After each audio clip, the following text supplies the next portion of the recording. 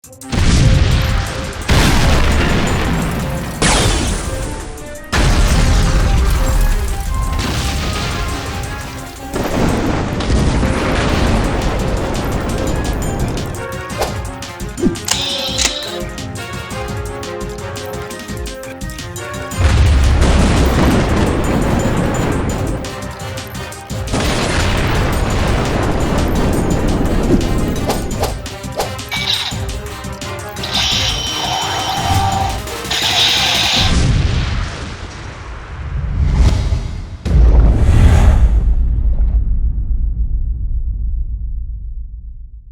guys, like 25. And today 234. Episode 86 of Injury Review. Today we have the SH Figuarts Shinken Gold from Samurai Sentai Shinken Joe. Shinken Gold, out of all the Figuarts, he has actually the most stuff.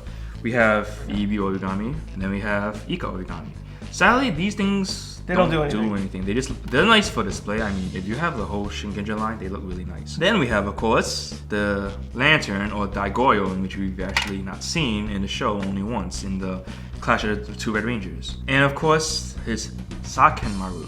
Now the funny thing about this is that he has three types. He has it putting on the back, the one where he's about to stick it out, and the loose one in which you can actually put on both of his hands. Really nice, and the funny thing is, it actually includes the sushi disc. Just like all the other Figuarts, the same exact thing. He has the default hands, and of course other hands to have or hold either the lantern or his Sankemaru. Alright, so now we have him holding Daigoyo. If you're wondering what this is Daigoyo's arms that attach into the special staff formation. In Shinkenger, these are his two hands will be here, and then he would combine them into make a little staff in which taps Daigoyo and he launches the disc out. Other than that, it's actually really nice. I really like that the details in Daigoyo is absolutely perfect. Movability wise is all like every SH Figuarts. Bendable knees, toes, the arms, the wrist, the whole 9 yards. What I really like is that the details on Shinken Gold is actually really nice. He's really a simple figurine, but overall he is a really excellent figure to have. He's also an improvement over Takeru, because Takeru's figure, he's extremely hard and difficult to stand, but for Shinken Gold, very easy to stand. Genta is actually really good. Now the funny thing is that when you have him with the Sakemaru, you actually have to remember to take this piece out, because you have him holding this, you have another one in the back. It wouldn't make really sense. Now, sad part about this one is that you can't really pull it out. It's actually It's the halfway point. It's up to the halfway point where he pretends he's about to take it out and start doing his slashing, but in this one, he's just holding it like that. It's the thing I don't like about Shinken Gold is because we have to have multiple versions of the same Sakemaru weapon rather than they should have just made one that had interchangeable parts. Sadly, it's true because we have standard one where he doesn't use it when he's taking it out, and then when he has it. The sad part is that what I was hoping is that when you see it opening like this, you would think, oh, I can actually put it in, but you cannot. It's actually solid. What they make you do is just pretending that he has this as a default and him holding this ready to attack. The hidden disc does come off, so it's included. It's really small, and you just gotta snap it on the top and you're done. And this is how he would be holding the Sakemaru ready to do a slashing. It really is nice. The details are nice, and I'm really glad that for Shinken Gold, his disc actually comes off, but you must be careful because it's so small, you can't lose a piece. Now, like all the other Figuarts, we have the hands that you can actually have. Now, there's only there's only 3 hands that makes you hold things, while the others aren't really to hold.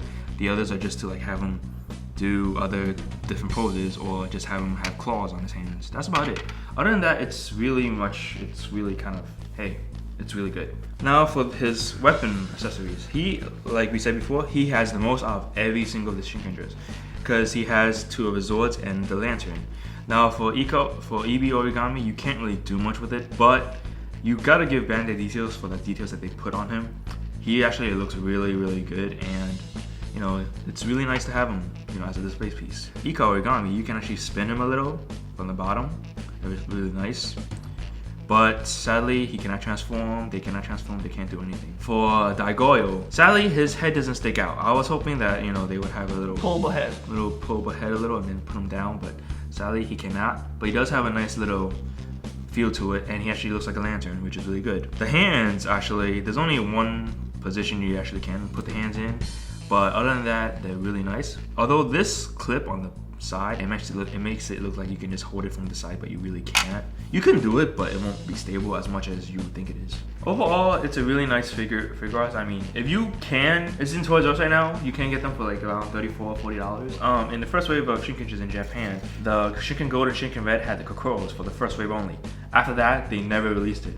And since Toys R Us, we never got it, so really much all they did was have a label on the bottom and just says Bandai. Other than that, it was actually the same exact thing. The instructions are in English, of course, but overall, it's still the exact same Shinken Figuarts from the Japanese line. Of course, kids will get confused and asking, what is SH Figuarts Shinken Gold? Kids will look at it and it says it's gold, but they won't know that this is a lantern, but they know these two. So it's kind of a really odd thing that they have Shinken Gold on, which we haven't even seen the lantern yet at all. If you watch Sentai, you know what it is. Pick it up if you can. If you can't, then there's always online stores, and they're selling it for cheaper now because the US release of these. Too bad we're not going to get the others. But yeah, that's it for our review. Join us next week for the Power Ranger Samurai, the Shock Sword. Rate, comment, subscribe. We'll see you next week.